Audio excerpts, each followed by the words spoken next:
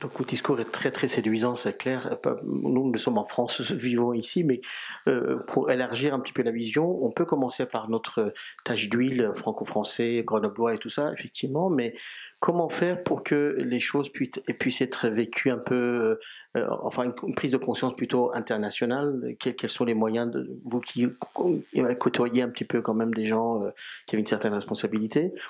Et puis, comment faire pour pas être laminé? C'est-à-dire, bon, évidemment, si on mange moins de viande, on fait plus de sport et tout, donc on va être quand même mieux portant, on peut faire du vélo, donc ça, c'est quelque chose qui n'est pas calculé dans le PIB, tout ça, mais c'est des choses qui peuvent amener du bien-être, c'est certain.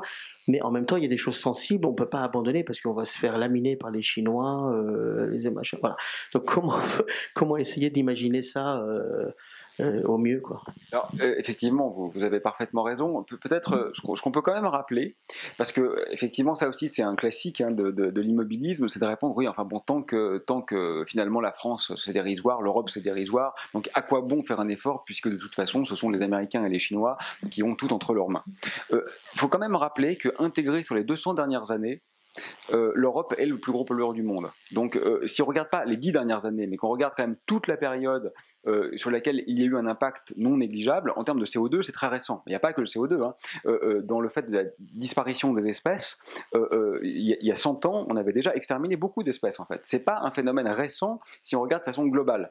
Et sur ce phénomène global, c'est quand même l'Europe qui a eu l'impact majeur sur l'Anthropocène, sur la modification globale de la Terre. Donc ça serait se dédouaner un peu vite.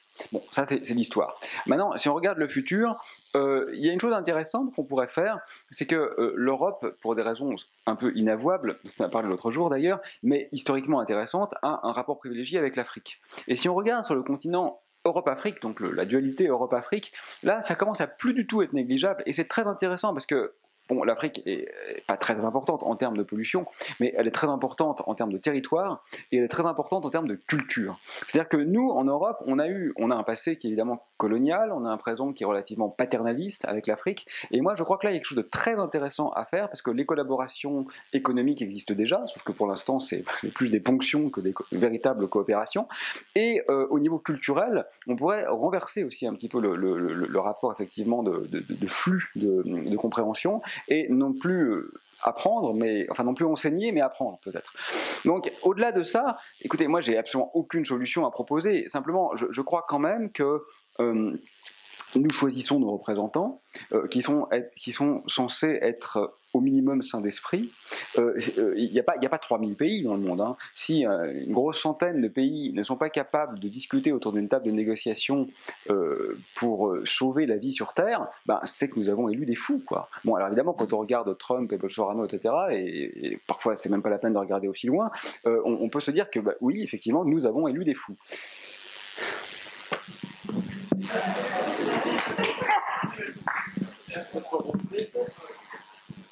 Moi, ce qui me fait peur, c'est le principe de responsabilité, parce que je me dis qu'à l'échelle de la planète, chacun se renvoie la responsabilité. C'est la faute de ce pays, c'est la faute des politiques, c'est la faute des entreprises, c'est la faute de ceux qui font ci comme ça.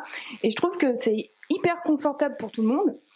Et j'ai du mal à imaginer une responsabilisation collective. Par exemple, mettons demain, on a des super politiciens qui font tout pour que ça change, et que ça ne sera pas le cas dans les autres pays, etc. Et que finalement, à part rêver, être créatif, etc., comment on peut mettre en place quelque chose, déjà au niveau de la pensée, de rassurant par rapport à la responsabilité? Oui, mais il y a deux choses, je vois très bien ce que vous voulez dire, mais il y a deux choses. Le problème n'est pas que global. Il est global si on pense en termes de CO2, par exemple. Ça, c'est complètement vrai, même si la France arrête d'émettre du CO2, on va pâtir de l'émission du CO2 des autres. Ça, c'est tout à fait vrai. Mais comme on l'a dit tout à l'heure, c'est qu'une partie du problème. Hein. Actuellement, dans ce qui se passe pour la faune des Alpes, c'est pas du tout le CO2 qui est responsable. Donc il suffit qu'ici, localement, on essaie de se comporter autrement, et on va immédiatement bénéficier, d'ailleurs on commence un peu à le faire, d'une modification du paysage local avec des effets bénéfiques pour nous et pour les vivants de ce territoire. Donc il ne faut pas quand même penser que le problème est totalement global. Il est partiellement global, et sur ça on n'y peut rien, mais il est aussi partiellement local. Donc il ne faut surtout pas penser qu'un effort local n'aura aucune conséquence positive locale. Ça, c'est factuellement pas vrai. Et même au niveau de l'air qu'on respire, hein, je veux dire la pollution dans les villes, bien sûr il y a une pollution globale qui existe, qui est mesurable sur certains indicateurs, mais sur d'autres indicateurs, elle est complètement locale. Donc les particules fines qu'il y a aujourd'hui dans le centre-ville de Grenoble, elles ne viennent pas de Bombay, quoi. Elles viennent de Grenoble. Donc faire un effort ici aura des conséquences ici, donc ça sera déjà pas inutile. Voilà. Ça, je pense que c'est important. Au-delà de ça, c'est très humain, hein, cette idée que la responsabilité est ailleurs. Ça, c'est effectivement dramatique. Et je pense qu'en termes d'action publique, tout est là, parce que ce qu'on voit en fait aujourd'hui, c'est que moi, je ne comprends pas très bien les gens qui reprochent à Emmanuel Macron de ne pas faire une révolution écologique. Mais écoutez, il n'a jamais dit qu'il le ferait. C'est normal qu'il ne le fasse pas. On n'a pas élu quelqu'un qui brillait quand même par ses convictions écologiques radicales, n'est-ce pas? Donc il n'a pas été élu pour le faire, il ne le fait pas, c'est parfaitement normal. Donc il faut quand même être un peu cohérent. C'est-à-dire qu'aujourd'hui, beaucoup de gens disent, bon, faisons la révolution. Non mais attendez, faire la révolution, c'est très bien si on a un peuple qui est uni contre un tyran. Mais actuellement, ce n'est pas le cas du tout. La grande majorité de nos concitoyens se foutent complètement des problèmes écologiques. Enfin bon, ils veulent bien dire comme ça, oui, ça nous intéresse. Très bien. Mais en termes d'action, ils s'en foutent complètement. Et donc, finalement, on ne peut pas faire une révolution populaire contre l'avis du peuple. C'est juste insensé. Et donc, effectivement, moi, je crois que ce qui est essentiel, c'est que, finalement, on libère les politiques en se radicalisant dans nos votes. Parce qu'en ce moment, donc je ne vais pas citer de nom, mais il y a des gens assez haut placés avec qui j'ai parlé, qui m'ont dit, en fait, tu as raison, et on sait que tu as raison, mais on ne peut pas le faire, non pas parce qu'on a peur, non pas parce que les lobbies font pression, non pas parce qu'on n'a pas les moyens politiques de le faire, mais tout simplement parce qu'on n'a pas été élu pour ça. On doit rendre quand même des comptes au peuple. On a qui comme grands dirigeants nationaux, hormis le maire de Grenoble bien sûr, qui ait un vrai programme écologique fort? Bon, je dis ça en plaisantant, hein, parce que Enfin non, d'abord donc c'est vrai, mais je veux dire, je fais pas partie de l'équipe municipale, voilà, donc j'ai aucun intérêt personnel dans la mairie de Grenoble, mais ce que je veux dire, c'est que, globalement, c'est normal que ça se fasse pas. Donc, et là, je pense qu'il faut que nous libérions les politiques en les obligeant à faire figurer ceci de façon très claire dans leur programme, de façon qu'ils puissent le faire. Parce qu'en fait, certains se trouvent muselés par leur propre programme, ce qui est un peu paradoxal.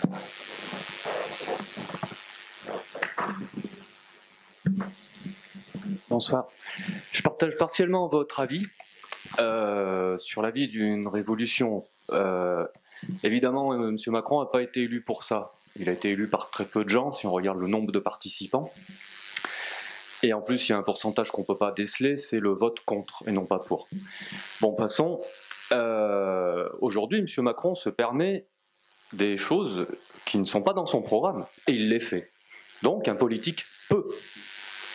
Et là, on a effectivement une urgence gilet jaune. Non, il n'y a pas d'urgence gilet jaune. Ces gens-là parlent et ils ont raison. Je ne partage pas toutes leurs opinions, certaines oui. Là, par contre, il se permet de taper, ce n'était pas dans son programme, ça. Il y a une urgence écologique. Donc moi, je pense qu'on peut se révolter que ça marche ou pas. On peut agir localement, revendiquer du global. Clairement, très clairement. Donc voilà, en tout cas, je partage votre avis, mais je voulais quand même dire ça parce que je veux pas que nous restions dans ce que l'on appelle l'impuissance apprise, quelque chose qui nous a été appris au long cours, très long cours. Et moi, j'essaie de m'en extraire. Oui, non, mais vous avez raison, bien sûr, je vous rejoins. Mais ce qui est très difficile, c'est que le problème de toutes ces conférences, là, comme on fait en ce moment, et moi je suis super content d'être là, c'est qu'il y a un biais de sélection énorme, quoi. Voilà, tous les gens qui sont là sont intéressés par la question. Mais si on prenait 200 personnes au hasard dans la rue, je pense que je me serais fait siffler, quoi, pendant mon petit exposé. Donc c'est ça qui est compliqué, c'est qu'il y a quand même un effet de seuil critique aujourd'hui. Je crois que c'est une journée de manifestation des jeunes. Moi, j'ai travaillé dans le centre-ville cet après-midi pour être loin du labo. Je voulais travailler tranquillement. Donc, après, je quitte mon bureau et il n'y avait personne quand même. Hein. Bon, sans doute, tu aurais écrit dans le Dauphiné demain que c'était un succès, mais c'est pas vrai, quoi. C'est pas un grand succès populaire. Donc, c'est ça qui est compliqué. Donc, oui, il faut essayer de l'enclencher, hein, mais. Bonsoir. Moi, je voulais parler du débat croissance-décroissance, hein, on en entend parler. On a juste un petit pouvoir quand même au niveau individuel, c'est de consommer autrement. Hein. Je ne dis pas moins consommer, mais consommer autrement. Et si on s'arrête juste une journée de consommer, d'acheter, il y a un impact, et cet impact-là, il va peut-être pouvoir être entendu.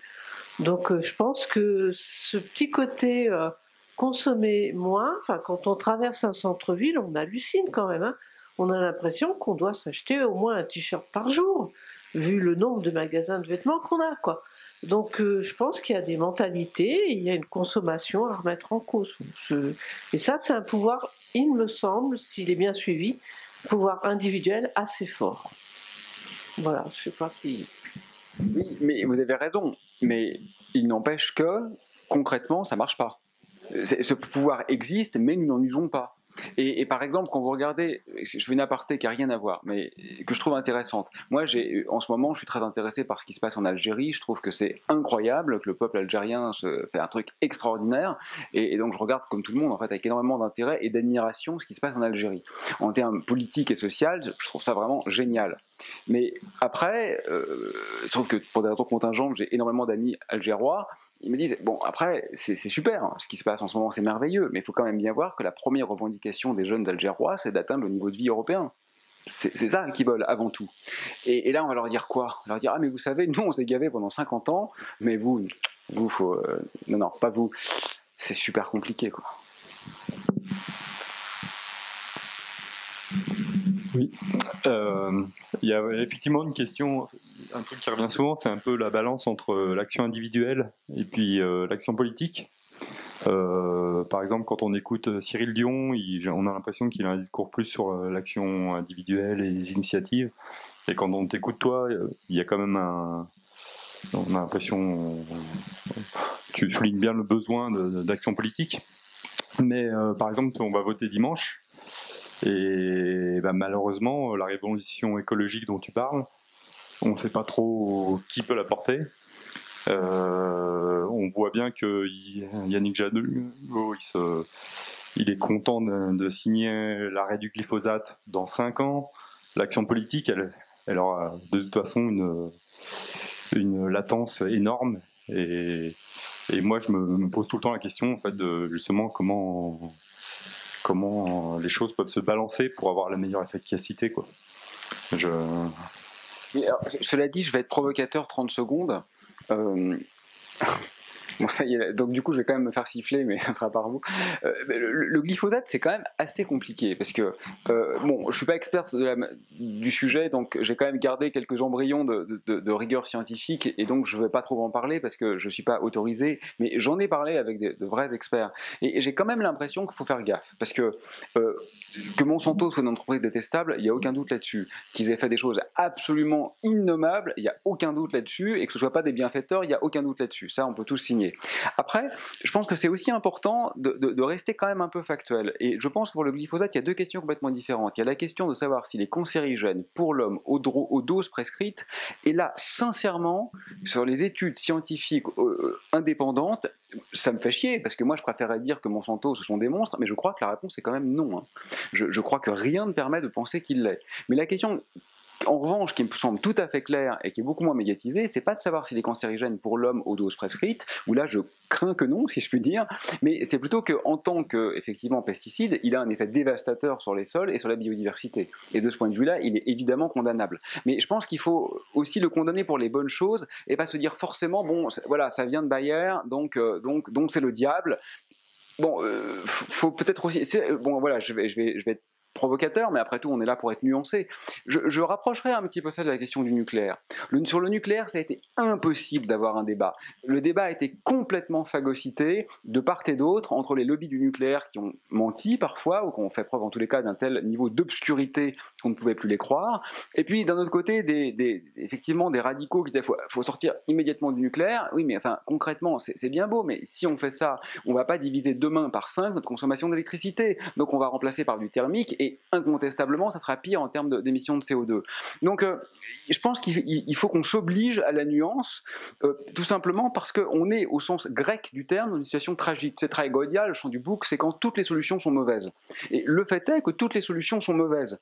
Et donc, je pense qu'il faut faire attention à pas trop hiérarchiser nos indignations sur des critères subjectifs. Voilà. Mais sur le fond de ta remarque, qui n'était pas celle-là, je suis tout à fait d'accord en fait. Alors du coup, ouais, je perdais, je me permets aussi d'enfoncer le clou. Donc, ta solution, ça tient en 4 mots. Produire moins, répartir mieux. Il y a des élections. Pour qui tu vas voter ? Alors, je peux déjà vous dire que je ne vais pas voter pour le Rassemblement national. C'est un scoop, non ? Non, mais je pense que c'est pas important parce que là, du coup, ça aurait un petit côté gourou que j'ai pas envie de prendre en fait. Donc, non, il faut que chacun fasse en son âme et conscience. Mais en tout cas, je suis assez d'accord avec ce qui a été dit. C'est-à-dire que, enfin, disons que moi, je peux que me réjouir de voir que même la majorité actuelle fasse un virage écolo annoncé. Je dis bien annoncé. On va quand même pas le reprocher. Bon, mieux vaut tard que jamais. Mais le truc qui est quand même embêtant, c'est de faire comme si on découvrait maintenant. Parce que quand on voulait savoir il y a 30 ans, on pouvait exactement savoir tout ça.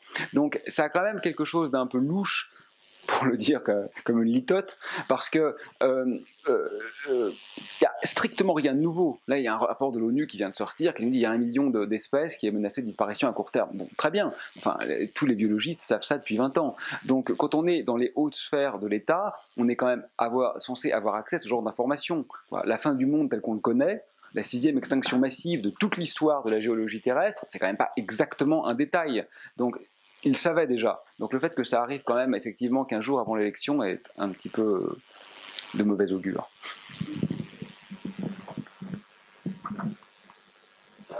Bonjour, moi je voulais juste repartir un petit peu sur vos compétences littéraires je suis tout à fait d'accord avec vous sur le terme de décroissance et malheureusement en fait on a un mauvais vocabulaire là-dessus qui fait passer les gens qui parlent de décroissance pour des érudits complets, genre retour à la bougie et tout le bordel. Donc comment on peut en parler sans passer pour des doudingues, par exemple ? En fait, il y a une donnée factuelle qui est assez intéressante, c'est que l'impact écologique est pratiquement partout dans le monde exactement proportionnel au PIB. Donc ça c'est intéressant parce que cette idée qu'on pourrait, ce que nous proposait d'ailleurs M. Macron il y a encore quelques mois, continuer à augmenter notre production tout en diminuant notre impact, ça on peut le rêver, c'est pas interdit par les lois de la physique. On pourrait imaginer un monde où c'est possible, mais le fait est que jusqu'à maintenant on n'a absolument pas réussi à le faire. Et quand on nous dit effectivement que tout va être résolu parce qu'on va vendre nos diesels et avoir des voitures électriques, c'est complètement dingue. Faire voyager quelqu'un de 70 kg dans une Tesla de 2 tonnes, même si on fait un peu de partage, c'est complètement insensé. Donc quand on intègre effectivement le coût environnemental des batteries et puis le coût de production de l'électricité qui, globalement, en France c'est nucléaire, c'est un peu particulier, mais enfin à l'échelle globale c'est essentiellement pas nucléaire, effectivement le gain est pas nul. Il n'est pas nul, mais il est extrêmement petit. Donc, je crois que le premier travail pédagogique à faire, c'est quand même de ne pas faire semblant. Parce que, voilà, je vais dire de façon plus nette, je fatigue un peu. Le point crucial, à mon avis, c'est celui-là. C'est qu'on raisonne toujours en termes de sources d'énergie. Et on cherche des sources d'énergie propres. Alors déjà, le fait est qu'on n'en trouve pas. Parce que par exemple, aujourd'hui, l'efficacité énergétique, elle baisse. Contrairement à ce qu'on croit, elle n'augmente pas. C'est de plus en plus difficile d'extraire 1 litre de pétrole. Donc on consomme de plus en plus de pétrole par litre de pétrole extrait. Donc ça, c'est déjà dramatique. Mais ce côté-là de la question, il est assez bien connu. On comprend qu'il faut des sources d'énergie le moins pourries possible. Mais l'aspect qui est peu discuté et qui est aussi important, c'est l'utilisation de l'énergie. Et le point nodal, c'est de comprendre que quand bien même on aurait une source d'énergie totalement non polluante, je sais pas, on extrait les fluctuations quantiques du vide, voilà, délire de physicien, donc on a un truc complètement non polluant, en vrai c'est pas possible, mais c'est de la science-fiction. Ce qu'on fait de cette énergie, si c'est sur le schème actuel, ça restera dramatique pour l'environnement. Parce que c'est pas uniquement la question de savoir d'où elle vient, c'est la question de savoir comment elle est utilisée. Et donc une fois qu'on a intégré ça, je pense que ça c'est vraiment le levier avec lequel on peut redéfinir ce qu'on appelle croissance, c'est-à-dire l'utilisation vertueuse de l'énergie. Mais oui, mais c'est compliqué. Donc j'ai pas du tout été littéraire dans la réponse, je suis désolé. Bonsoir. Oui, je trouve qu'il y a quelque chose d'un peu cocasse finalement de questionner un astrophysicien sur nos petits problèmes de terriens et qui plus est de Grenoblois. Et j'aimerais savoir comment est-ce que vous vivez ce passage dans la lumière pour un domaine qui n'est pas à la base votre expertise. Ouais, non, mais ça, on s'en fiche. Enfin, non, mais je te remercie de la question, mais mes propres états d'âme, je pense que c'est pas super intéressant. Mais non, mais juste, moi, voilà, j'ai joué un peu le rôle de passeur pour une raison qui me dépasse complètement. J'ai été un peu écouté, tant mieux, mais je refuse presque tout et je vais arrêter très très vite. Et le but pour moi, c'est vraiment juste d'essayer d'aider un tout petit peu à ce que la presse s'adresse en fait aux vrais spécialistes. Donc, moi, je suis pas un vrai spécialiste, mais je connais les vrais spécialistes, donc du coup, je peux mettre en relation. Et pour moi, ce que je désire, c'est que dans quelques mois, ils puissent directement appeler les climatologues. En fait, ça aurait pas été très compliqué à trouver sur les annuaires de labo, hein, mais bon, si au moins je peux servir à mettre en relation, tant mieux, quoi. Et d'ailleurs, c'est marrant parce que j'ai écrit un petit bouquin, et en fait, c'était suite à l'appel avec Juliette Binoche, enfin peu importe, et j'ai vraiment honte en fait, parce qu'après avoir écrit mon petit truc, j'en ai lu d'autres que je trouve mais complètement meilleurs que le mien, donc ça rend mon éditeur un peu fou, parce que maintenant quand je suis invité, généralement je fais pas du tout la pub de mon livre. D'ailleurs je vous le dis aussi à vous, lisez plutôt Ne pas se mentir de Jean-Marc Gansil, qui est sur le même thème que moi, mais carrément mieux que moi, quoi. Donc en fait, il faut mieux, voilà, faut aller voir les gens qui savent en fait. Ah, il nous reste 5 minutes. Bonsoir. À propos de sémantique, etc., il y avait dans votre anecdote avec les Algérois, vous avez dit, on va pas nous on s'est gavés, on va pas leur dire maintenant, vous pouvez pas en profiter. Alors qu'un peu avant, vous avez dit, il me semble que, si j'ai bien compris, que si on consomme moins, on peut aussi, pour cette histoire de, je m'embrouille. En tout cas, quand on consomme moins, on peut avoir une vie qui est super aussi. Et pourtant, c'est revenu, parce que c'est ça qu'on entend tout le temps, on va pas leur dire de se priver, alors que c'est pas se priver, et ils peuvent aussi avoir une vie géniale en faisant mieux que nous. Mais ça, je suis tout à fait d'accord, mais la question n'est pas ce qui se passe, la question c'est d'où vient la réflexion. Et ça, je pense que c'est extrêmement important. Je donne un exemple, puisqu'on parle d'Algérie. Moi, j'ai des amis qui sont musulmans et véganes. Antispécistes, disons. Et c'est très intéressant comme situation. Et en fait, ce qui est complètement essentiel sur cette question, c'est que ça vienne des musulmans. Si ce sont des gens qui sont d'une autre culture, qui viennent leur dire « Non mais écoutez, là, votre abattage rituel, c'est un problème », c'est complètement problématique. C'est problématique au niveau, je pense, culturel, au niveau anthropologique, au niveau même théologique. C'est problématique de tous les côtés. Ce qui ne veut pas dire que l'évolution n'est pas possible, mais moi je suis absolument persuadé que l'évolution doit venir de l'intérieur. Donc ça c'était une métaphore, mais je pense que c'est exactement la même chose pour les problèmes qu'on évoque là. Qu'il soit possible pour les Algériens d'avoir, c'est un exemple pour tous les pays, disons, qui sont à un niveau de développement industriel un peu inférieur au nôtre, d'avoir un devenir plus radieux sans passer par le chemin que nous avons emprunté, j'en suis convaincu. Mais cette parole-là, moi, en tous les cas, je ne la porterai pas. Voilà. Je pense qu'il y a suffisamment d'intellectuels qui sont en train de travailler la question là-bas. Et c'est, bien sûr, on peut parler avec eux. Hein. Il ne s'agit pas de s'interdire toute communication. Mais quand même, je veux dire, le passé est trop lourd. Non seulement il y a le passé colonial, etc., mais il n'y a pas que ça. Moi, je suis un homme, par exemple. La question de la natalité, elle est très liée aux femmes. Vous imaginez un homme blanc, français, qui va dire en gros à une femme arabe, musulmane, algérienne, tu dois réguler tes naissances. Moi ça me pose problème. Je pense que c'est beaucoup trop chargé d'affect en fait. Il y a un poids historique qui est beaucoup trop lourd et je pense que ce travail doit être fait, mais c'est pas à nous de le faire pour eux. Enfin, c'est mon avis en tout cas. Pour revenir un peu en arrière, c'est justement sur la question uniquement climatique. Je me pose la question, est-ce que c'est pas simplement qu'on ne sait pas juger, est-ce qu'un comportement est vertueux, quel est l'impact de nos actions?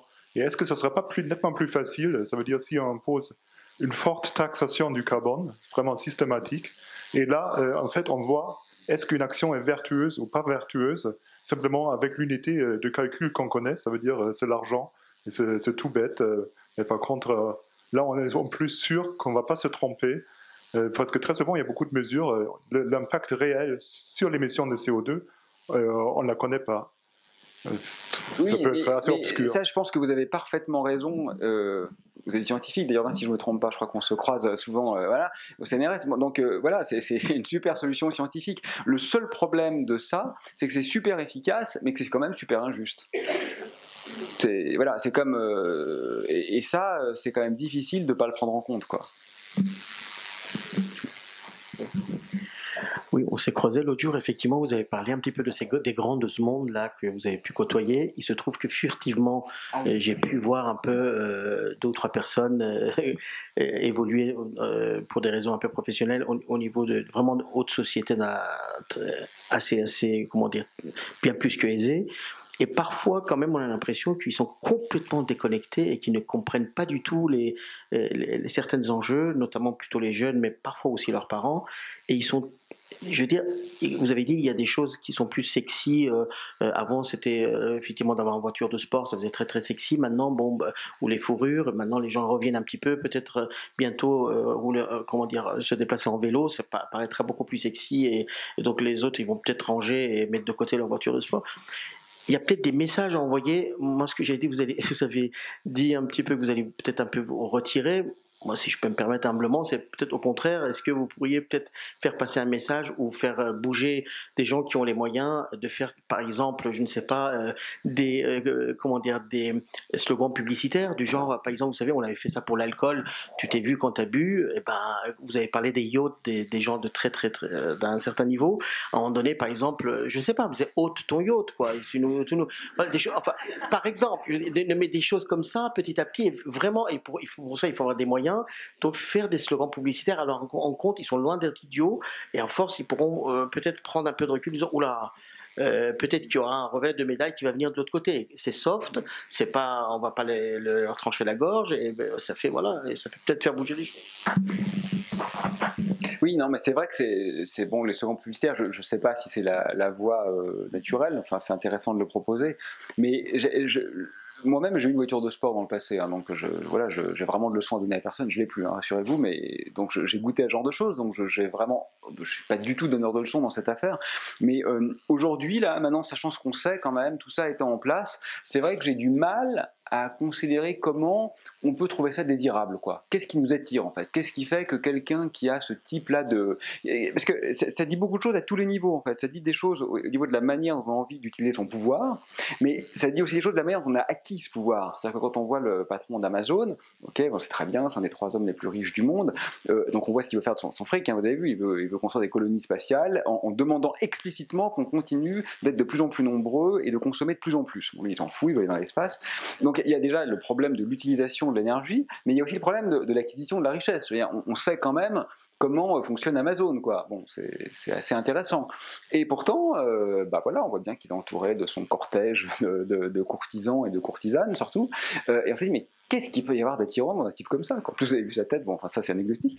Mais, non, là, je plaisante. Ça, c'était une boutade, hein. Le prenez pas sérieusement. Mais au-delà de cette boutade, on s'est dit quand même, c'est étrange, voilà. Il y a un truc étrange, là, et ça, je pense qu'on peut le changer, voilà. Pour être un peu sérieux, que ça dépend que de nous, quoi. Et ça, c'est une décision individuelle, mais jamais seulement, parce que comme elle est symbolique, elle est référentielle, donc cette décision individuelle n'est jamais qu'individuelle.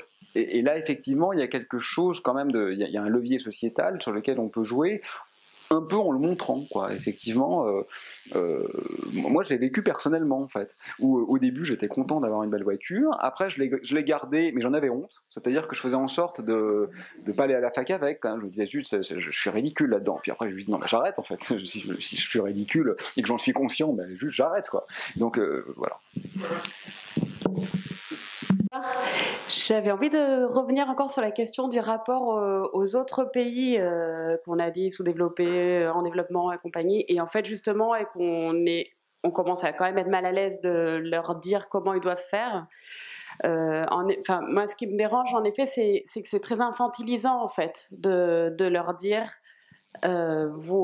c'est infantilisant. Et pour rejoindre ce qui était dit tout à l'heure, ce que tu disais tout à l'heure, c'est qu'ils ont beaucoup à nous apporter et d'apprendre à être plus dans le recevoir. Je prends la parole parce qu'on a parlé de l'Afrique, je connais mieux l'Amérique latine. Il y a dans leur propre culture, dans leur cosmologie, donc je connais pour l'Amérique latine, j'imagine que c'est vrai pour d'autres continents, des appréhensions du monde, des cosmologies auxquelles on pourrait humblement s'intéresser. C'est déjà, même juste individuellement, une démarche qui, je pense, est plus porteuse enfin plus respectueuse déjà avant tout. Et juste petit point info, puisque moi je suis pas du tout gourou, il y a des bulletins décroissance à imprimer. Il n'y a pas tout le monde qui a des bulletins dans les enveloppes. Voilà.